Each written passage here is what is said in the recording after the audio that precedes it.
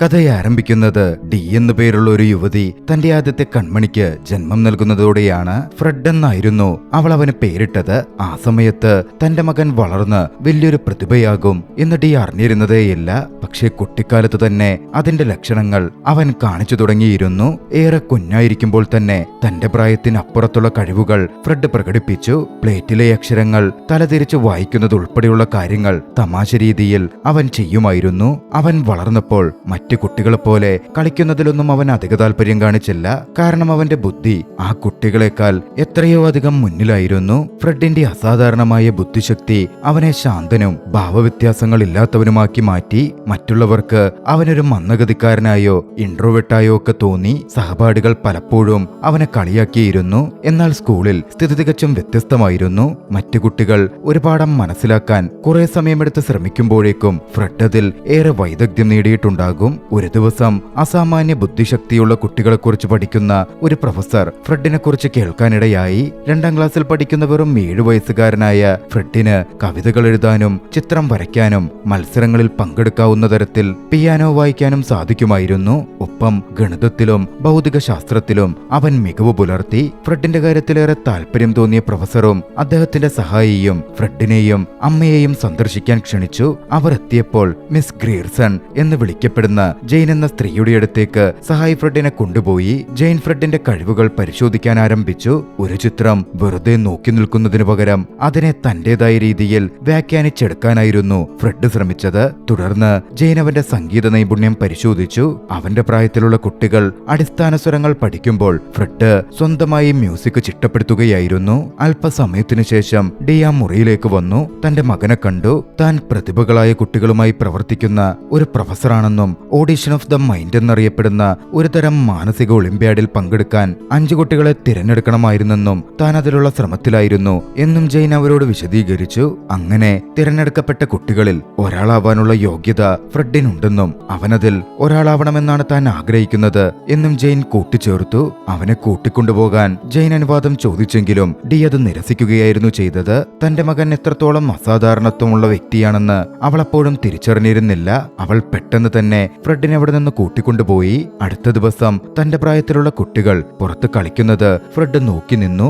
അവന്റെ 7ാം ജന്മദിനം അടുത്തു വന്നുകൊണ്ടിരിക്കുകയായിരുന്നു. തന്റെ പാർട്ടിയിലേക്ക് ക്ഷണിക്കാൻ അവൻ കുട്ടികൾക്കൊക്കെ ക്ഷണക്കത്തുകൾ നൽകി. എന്നാൽ സന്തോഷിക്കുന്നതിന് പകരം ആ കുട്ടികൾ ആ കത്തുകൾ വലിച്ചെറിയുകയും അവ ചവിട്ടിമെതിക്കുകയും ചെയ്തു. ഫ്രെഡ് അധികമാരുമായും കമ്പനിയുണ്ടായിരുന്നില്ലല്ലോ. അതുകൊണ്ടായിരുന്നു കുട്ടികൾ അത്തരത്തിലൊക്കെ പ്രവർത്തിച്ചത്.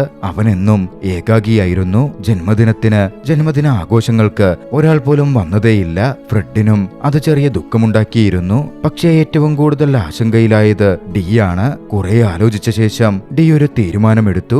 അവർ ജെയിനെ വിളിച്ചു. കുറച്ചാഴ്ചത്തേക്ക് മത്സരത്തിൽ പങ്കെടുക്കാൻ ഫ്രെഡിനെ താനയക്കാം എന്നവൾ പറഞ്ഞു. അടുത്ത ദിവസം ജെയിൻ ഫ്രെഡിനെയും മറ്റ് 4 കുട്ടികളെയും മത്സരം നടക്കുന്ന ഇടത്തേക്ക് കൊണ്ടുപോയി. ആ കൂട്ടത്തിൽ ഡാമൺ എന്ന് പേരുള്ള മറ്റൊരു പയ്യനുമുണ്ടായിരുന്നു. ഗണിതത്തിൽ അതീവ സമർത്ഥനാണെങ്കിലും അവൻ വലിയ അഹങ്കാരിയായിരുന്നു. അവിടെ എത്തിയ ശേഷം ജെയിൻ പരിപാടികളൊക്കെ വിശദീകരിച്ചു. മറ്റു നിരവധി കുട്ടികളെ പരിചയപ്പെടുത്തുകയും ചെയ്തു. എല്ലാവരും പിന്നാലെ പഠനമാരംഭിച്ചു. മറ്റുള്ളവർ ഓരോ കാര്യങ്ങളിൽ ശ്രദ്ധ കേന്ദ്രീകരിച്ചപ്പോ ഫ്രെഡ് കുറച്ച് പെൻസിലുകളും റബ്ബർ ബാൻഡുകളും എടുത്ത് അവിടെ നിന്ന് മാറി നിന്നു. സ്വന്തമായി അവൻ എന്തോ നിർമ്മിക്കാൻ ആരംഭിച്ചു. ഫ്രെഡിനെ കാണാനില്ലെന്ന് മനസ്സിലാക്കിയ ജെയിൻ അവനെ അന്വേഷിച്ചു വന്നു. ഒടുവിൽ ഒറ്റയ്ക്ക് നിന്ന് എന്തോ നിർമ്മിച്ചുകൊണ്ടിരിക്കുന്ന ഫ്രെഡിനെ അവർ കണ്ടെത്തി. അവൻ നിർമ്മിച്ച ത്രിമാന രൂപം കണ്ട് അവർ അത്ഭുതപ്പെട്ടു. അത് മറ്റുള്ളവർക്ക് കാണിച്ചു കൊടുക്കാൻ ആവശ്യപ്പെടുകയും ചെയ്തു. എന്നാൽ ഫ്രെഡ് ആകട്ടെ അത് നിരസിക്കുകയായിരുന്നു ചെയ്തത്. പിന്നീട് മത്സരം നടന്നുകൊണ്ടിരിക്കുന്ന മുറിയിലേക്ക് ഫ്രെഡ് നടന്നു ചെന്നു. ആ സമയത്ത് ഡാമൺ മത്സരത്തിൽ പരീക്ഷിക്കപ്പെട്ടുകൊണ്ടിരിക്കുകയായിരുന്നു. തന്റെ മൂർച്ചയുള്ള ബുദ്ധി ഉപയോഗിച്ച് അവിടെ വന്ന എല്ലാ ഗണിത ചോദ്യങ്ങൾക്കും ആത്മവിശ്വാസത്തോടെ ഡാമൺ മറുപടി നൽകി. എന്നാൽ അവസാന ചോദ്യം വന്നപ്പോ അതല്പം കഠിനമായതുകൊണ്ട് തന്നെ അവൻ അതിൽ മടിക്കുകയും ഉത്തരം കിട്ടാതെ ബുദ്ധിമുട്ടുകയും ചെയ്തു. അത് നോക്കി നിന്നിരുന്ന ഫ്രെഡ് അതിന്റെ ഉത്തരമങ്ങ് പറഞ്ഞു. ഡാമൺ അത് കേട്ടു. അതോടെ ഡാമണിന് അവനോടുള്ള ദേഷ്യം വർദ്ധിപ്പിച്ചു. ഫ്രെഡ് തനിക്കൊരു ഭീഷണിയായി മാറുമോ എന്ന തരത്തിൽ ഡാമൺ ചിന്തിക്കാൻ തുടങ്ങി. അവന്റെ പെരുമാറ്റം ഫ്രെഡിനടുക്കൽ മോശമായി മാറി. അതോടെ ജെയിൻ കൂടുതൽ ജാഗ്രത പാലിക്കുകയും ഫ്രെഡിനെ കൂടുതൽ ശ്രദ്ധിക്കുകയും ചെയ്തു. താമസിയാതെ ഫ്രെഡിന്റെ ഊഴമെത്തി. പ്രതീക്ഷിച്ചതുപോലെ എല്ലാ ചോദ്യങ്ങൾക്കും അവൻ വളരെ എളുപ്പത്തിൽ തന്നെ ഉത്തരം നൽകി. അന്ന് രാത്രി ഫ്രെഡിന് തന്റെ അമ്മയെ വല്ലാതെ മിസ് ചെയ്തു. ഫ്രെഡ് അമ്മയെ വിളിച്ചു. അവിടെ എത്തിയതു മുതൽ താൻ അനുഭവിച്ച എല്ലാ കാര്യങ്ങളെക്കുറിച്ചും അവൻ അമ്മയോട് സംസാരിച്ചു. അടുത്ത ദിവസം ഡാമൻ കുതിരലായത്തിലേക്ക് നടന്നു പോകുന്നത് ഫ്രെഡ് ശ്രദ്ധിച്ചു. അവനെ ഫ്രെഡ് പിന്തുടർന്നു. ഡാമൻ എന്തിനാണ് തന്നോട് ഇത്രയധികം ദേഷ്യപ്പെടുന്നത് എന്ന് മനസ്സിലാക്കാൻ ഫ്രെഡ് ശ്രമിക്കുകയായിരുന്നു. ഫ്രെഡും ജെയിനും എത്രത്തോളം അടുപ്പത്തിലാണ് എന്നത് കണ്ടപ്പോൾ ഉണ്ടായ അസൂയയാണ് ഡാമണിനെ പ്രകോപിപ്പിച്ചിരുന്നത്. മാത്രമല്ല ഫ്രെഡിന്റെ കഴിവിൽ ഡാമന് തെല്ലൊരു അസൂയയുമുണ്ടായിരുന്നു. അത് പതിയെ ഫ്രെഡ് മനസ്സിലാക്കിയെടുത്തു. കൂടാതെ ഫ്രെഡ് ഒരു ഏകാഗിയാണെന്നും അവനധികം സുഹൃത്തുക്കളൊന്നുമില്ലെന്നും ഡാമൺ തിരിച്ചറിഞ്ഞു. അതോടെ ഡാമണിന്റെ മനസ്സലിഞ്ഞു. അവൻ ഫ്രെഡിനോട് ദയയോടെ പെരുമാറാൻ തുടങ്ങി. ഫ്രെഡുമായി സൗഹൃദത്തിലാവാൻ ഡാമൺ ശ്രമിച്ചു. അവൻ ഫ്രെഡിനെ കുതിരപ്പുറത്തേറ്റി കൂടെ ഒരു സവാരിക്ക് പോലും കൊണ്ടുപോയി. അധികം വൈകാതെ ഡാമൺ ഫ്രെഡുമായി ഒരു കുതിരപ്പന്തയത്തിന് നിർദ്ദേശിച്ചു. പന്തയത്തിനിടയിൽ വേഗത്തിൽ ഇരുവരും സഞ്ചരിച്ചുകൊണ്ടിരുന്നു. തന്റെ പാതയിലുണ്ടായിരുന്ന ഒരു മരക്കൊമ്പ് ഡാമൺ ശ്രദ്ധിച്ചിട്ടുണ്ടായിരുന്നില്ല. അവൻ അതിലിടിച്ച് താഴെ വീണു. വീഴ്ചയിൽ തലയിടിക്കുകയും ബോധരഹിതനാവുകയും ചെയ്തു. അല്പസമയത്തിനു ശേഷം ജെയിൻ അവരെ കൂട്ടിക്കൊണ്ടുപോകാൻ അവിടെ എത്തി. ആ നിമിഷം തന്നെ എന്തോ കുഴപ്പമുണ്ടെന്ന് തിരിച്ചറിയുകയും ചെയ്തു. അന്ന് നടന്ന ആ അപകടത്തിനു ശേഷം ഡാമണിന് അവന്റെ ശക്തിയേറിയ ആ ബുദ്ധിശക്തി നഷ്ടപ്പെട്ടു. അത് ഡാമണിനെ വല്ലാതെ ദുഃഖത്തിലാഴ്ത്തി. ഒടുവിൽ അവിടുത്തെ മത്സരങ്ങൾ അവസാനിച്ചു. ഫ്രെഡ് ഉൾപ്പെടെയുള്ള എല്ലാ കുട്ടികളെയും ജെയിൻ തിരികെ വീട്ടിലെത്തിച്ചു. ആ നിമിഷം മുതൽ ഫോണിലൂടെ ഫ്രെഡിനെ ബന്ധപ്പെടുന്ന ഒരു സുഹൃത്തിനെ അവന് ലഭിച്ചിരുന്നു. അടുത്ത ദിവസം ഫ്രെഡ് തന്റെ സാധാരണ സ്കൂളിലേക്ക് മടങ്ങിപ്പോയി. ഇത്തവണ അവിടുത്തെ പാഠങ്ങൾ വേദനാജനകമായ രീതിയിൽ വിരസമായി അവന് തോന്നി. ക്ലാസ് മുറി എനിക്കെന്തുകൊണ്ടോ അനുയോജ്യമല്ലെന്ന് അവൻ തിരിച്ചറിയുന്നുണ്ടായിരുന്നു. പിന്നീട് ജെയിൻ വീണ്ടും ഡിയെ സന്ദർശിച്ചു. വേനൽക്കാലത്ത് ഒരു സർവകലാശാല പ്രോഗ്രാമിൽ ഫ്രെഡിനെ ചേർക്കാൻ അനുവാദം ചോദിച്ചു. മത്സരത്തിലുടനീളം ഫ്രെഡിനെ സൂക്ഷ്മമായി നിരീക്ഷിച്ച ജെയിൻ അവന്റെ ആശയങ്ങൾ പൂർണ്ണമായി പ്രകടിപ്പിക്കാൻ ആവശ്യമായ പ്രോത്സാഹനം അവന് ലഭിക്കുന്നില്ലെന്ന് വിശ്വസിച്ചിരുന്നു. അതിനുള്ള അവസരമായിരിക്കും അവൻ ആ പ്രോഗ്രാമിൽ കിട്ടുക എന്നും അവർ കൂട്ടിച്ചേർത്തു. പക്ഷേ ഫ്രെഡിന്റെ അമ്മ ഡി ആദ്യം അത് നിരസിക്കുകയായിരുന്നു ചെയ്തത്. താനോ ഫ്രെഡോ അവന്റെ ബുദ്ധിശക്തിയെക്കുറിച്ച് ആശങ്കപ്പെടുന്നേയില്ല എന്നവർ തറപ്പിച്ചു പറഞ്ഞു. അവൻ അവന്റെ പ്രായത്തിലുള്ള ഒരു സാധാരണ കുട്ടിയെപ്പോലെ തന്നെ ജീവിക്കണമെന്നായിരുന്നു ഡി ആഗ്രഹിച്ചിരുന്നത്. ആ ചെറുപ്രായത്തിലെ അവനൊരു കോളേജിൽ പോകണം എന്നവൾ ഒരിക്കലും ആഗ്രഹിച്ചിരുന്നില്ല.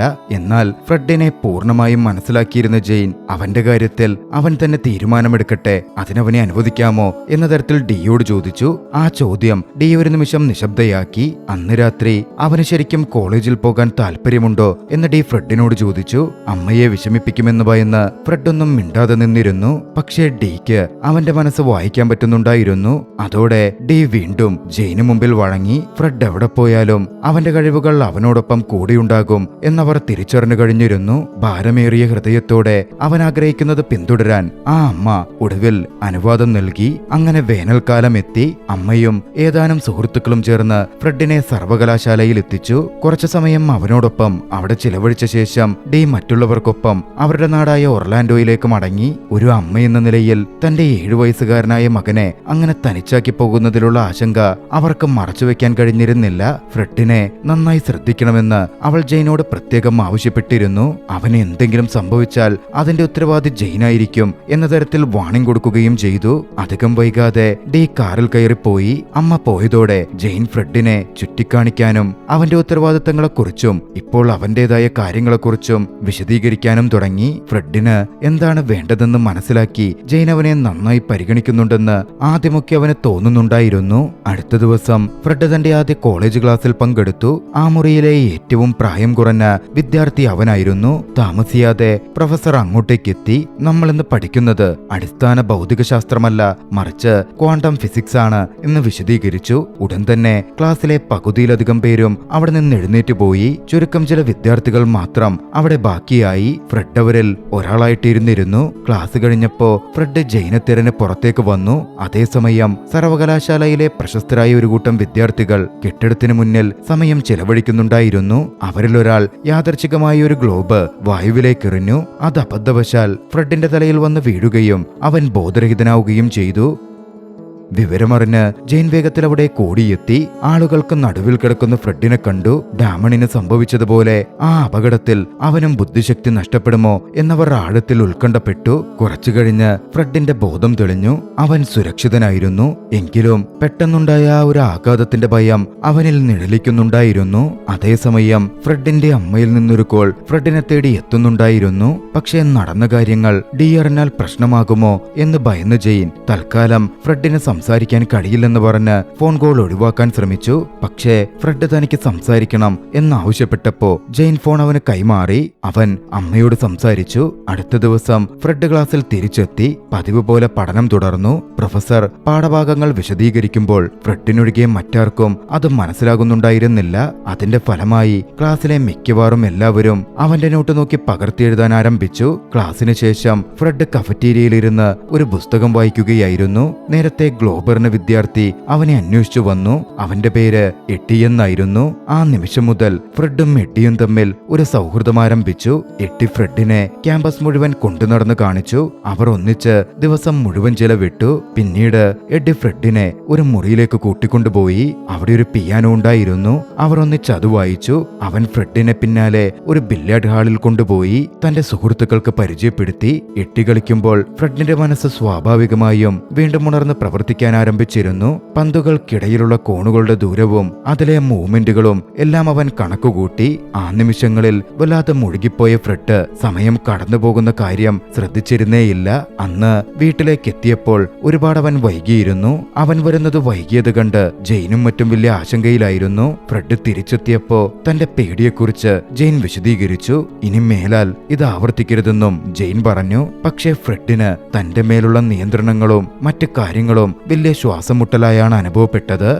തന്നെക്കാൾ പ്രായമുള്ളവരോടൊപ്പം സമയം ചെലവഴിച്ച ശേഷം തനിക്കാരുമൊട്ടും സ്വാതന്ത്ര്യം തരുന്നില്ല എന്നവന് തോന്നിത്തുടങ്ങി. ആ സമയം ബില്ലിയാർഡ്സ് ഹാൾ നിന്റെ പ്രായത്തിലുള്ള ഒരു കുട്ടിക്ക് ചേർന്ന സ്ഥലമല്ലെന്ന് ജെയിൻ അവനോട് പറയുകയും ചെയ്തു. പക്ഷേ ഫ്രെഡ് അതൊന്നും ചെവികൊണ്ടില്ല. എഡ്ഡി തന്റെ സുഹൃത്തായി മാറി എന്ന് പൂർണ്ണമായി ഫ്രെഡ് ചിന്തിച്ചിരുന്നു. അതുകൊണ്ട് തന്നെ അടുത്ത ദിവസം രാവിലെ തന്നെ അവനോടൊപ്പം ഒന്നിച്ച സമയം ചെലവഴിക്കാൻ വേണ്ടി ഫ്രെഡ് എഡ്ഡിയുടെ വീട്ടിലേക്ക് എത്തി. പക്ഷേ അവിടെ കണ്ട കാഴ്ച ഫ്രെഡിനെ അക്ഷരാർത്ഥത്തിൽ ഞെട്ടിച്ചു. ഫ്രെഡും കാമുകിയും ഒന്നിച്ച് ശാരീരിക ബന്ധത്തിൽ ഏർപ്പെട്ടുകൊണ്ടിരിക്കുകയായിരുന്നു. ഞെട്ടിയ ഫ്രെഡ് അവനെ വേഗം അവിടെ നിന്ന് തിരിച്ചയച്ചു. അല്പസമയത്തിനു ശേഷം എഡ്ഡി വസ്ത്രം മാറി ഫ്രെഡിന്റെ പിന്നാലെ ചെന്നു. തങ്ങളുടെ സാഹചര്യത്തിന്റെ യാഥാർത്ഥ്യം മനസ്സിലാക്കാൻ എഡ്ഡി ഫ്രെഡിനെ സഹായിച്ചു. ഫ്രെഡ് ഇപ്പോഴും ഒരു കുട്ടിയാണെന്നും എഡ്ഡി ഒരു മുതിർന്ന വ്യക്തിയാണെന്നും അവൻ പറഞ്ഞു. ഫ്രെഡിനോടൊപ്പം സമയം ചെലവഴിക്കുന്നത് താനേറെ ഇഷ്ടപ്പെടുന്നുണ്ടെങ്കിലും എല്ലാ ദിവസവും അത് സാധിക്കില്ലെന്നും എഡ്ഡി വ്യക്തമാക്കി. എഡ്ഡിക്ക് അവന്റെ പ്രായത്തിലുള്ള കുട്ടികളോടൊപ്പമാണ് സമയം ചെലവഴിക്കേണ്ടത് എന്നവൻ എടുത്തു പറഞ്ഞു. താൻ ഫ്രെഡിന്റെ സംരക്ഷകനോ ഗാർഡിയനോ ഒന്നുമല്ലെന്നും അവന്റെ കാര്യങ്ങളിൽ തനിക്ക് ഉത്തരവാദിത്വമില്ലെന്നും എഡ്ഡി തുറന്നു പറഞ്ഞു. അത് കേട്ടപ്പോ ഫ്രെഡിന് വല്ലാതെ ദുഃഖം തോന്നി. കാര്യങ്ങൾ അവന് ബോധ്യപ്പെട്ടു. അവൻ അവിടെ നിന്ന് നടന്നു നീങ്ങി. മുതിർന്നവർക്കിടയിൽ ജീവിക്കുന്നത് കൊണ്ട് മാത്രം അവർ തന്നെ മനസ്സിലാക്കിക്കൊള്ളണമെന്നില്ലെന്ന് അവൻ തിരിച്ചറിഞ്ഞു. അങ്ങനെയിരിക്കെ ഒരു ദിവസം രാത്രി ഫ്രെഡ് ഒരു മോശം സ്വപ്നം കണ്ടു. ജെയിനിനടുത്തെത്തി അത് പങ്കുവയ്ക്കാൻ അവൻ ശ്രമിച്ചു. എന്നാൽ അവനെ ആശ്വസിപ്പിക്കുന്നതിനു പകരം തികച്ചും അനാവശ്യവും അവൻ ആഗ്രഹിച്ചതിൽ നിന്ന് വിഭിന്നമായ രീതിയിലുമായിരുന്നു ജെയിൻ പ്രതികരിച്ചത്. ജെയിന്റെ ആ മറുപടിയിൽ ഫ്രെഡിന് വലിയ നിരാശ തോന്നി. അവൻ അവന്റെ അമ്മയെ വല്ലാതെ മിസ് ചെയ്തു. അവൻ അവരെ കോണ്ടാക്ട് ചെയ്യാൻ ശ്രമിച്ചു. പക്ഷേ ഫോൺ എടുത്തത് ഡി ആയിരുന്നില്ല. അത് ഡിയുടെ സുഹൃത്തുക്കളിൽ ഒരാളായിരുന്നു. തൊട്ടപ്പുറേ ആളുകൾ ചിരിക്കുന്നതും പടക്കം പൊട്ടിക്കുന്നതും എല്ലാം ഫോണിലൂടെ ഫ്രെഡ് കേട്ടു. താനില്ലാതെ രാത്രിയിൽ അമ്മ ആഘോഷം നടത്തുകയാണ് എന്ന് ഫ്രെഡ് തിരിച്ചറിഞ്ഞു.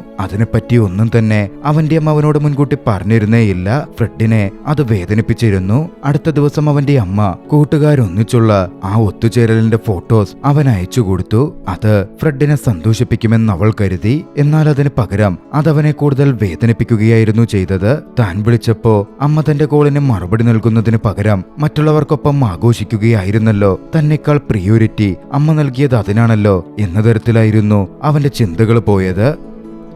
അടുത്ത ദിവസം ഫ്രെഡും ജെയിനും ഒരു ടെലിവിഷൻ സ്റ്റേഷനിലേക്ക് ക്ഷണിക്കപ്പെട്ടു. ആദ്യം ഫ്രെഡ് ശാന്തനായും ആത്മവിശ്വാസത്തോടെയും കാണപ്പെട്ടിരുന്നു. ചോദ്യങ്ങൾ തുടർന്നതോടെ അവന്റെ മറുപടികൾ താളം തെറ്റാൻ തുടങ്ങി. അമ്മയെപ്പറ്റി ചോദിച്ചപ്പോ തന്റെ അമ്മ മരണപ്പെട്ടു എന്നായിരുന്നു അവൻ അവിടെ വെച്ച് പറഞ്ഞത്. തനിക്ക് നല്ല രീതിയിൽ പിയാനോ വായിക്കാൻ ഒന്നും അറിയില്ല എന്ന തരത്തിൽ അവൻ പറഞ്ഞു. തനിക്കാകെ ഒരു കവിത ചൊല്ലാൻ മാത്രമേ താല്പര്യമുള്ളൂ എന്നും അവൻ വ്യക്തമാക്കി. ആ കവിതയാകട്ടെ അവനെക്കുറിച്ചും അവന്റെ അച്ഛനെക്കുറിച്ചും അവൻ അവൻ എഴുതിയതായിരുന്നു.